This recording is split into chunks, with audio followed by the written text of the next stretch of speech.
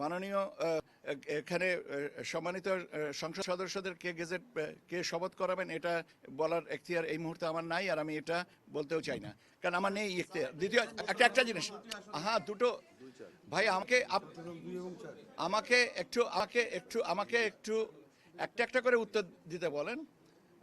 Yes please. Okay, definitely. I will take care of that. Please allow me so that I can respond to his question first, and then I will come back to you. As far as the issuance of the gadget, let us do it as soon as possible, as quick as possible. I cannot determine the timeline since it is not within my area and my competencies. I am ready to issue sign the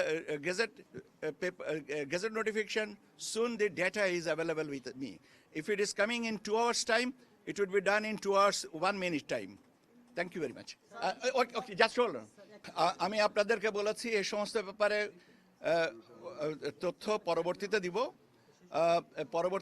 দিব, আমি আপনাদেরকে সংখ্যাগত হিসাবটুকু এই মুহূর্তে দিচ্ছি যাতে আপনারা এটা, কেন এগুলো নিয়ে অনেক কি বলে হবে, জামানত বাজেয়াপ্তের সাথে আরো অনেকগুলো শর্ত আছে, সেগুলো কোনটা কে কখন কতটুকু পূরণ করছেন এটা এই মুহূর্তে বলতে পারছি না, বলা যাচ্ছে না। সেজন্য এত অ্যানালিসিস যদি করতে পারতাম তাহলে তো অসুবিধাই ছিল না।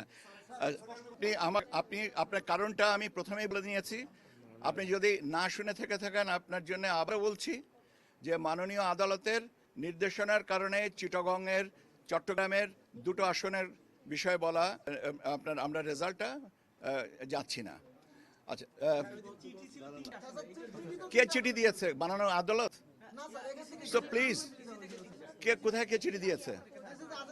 কে চিঠি দিয়েছে ভাই?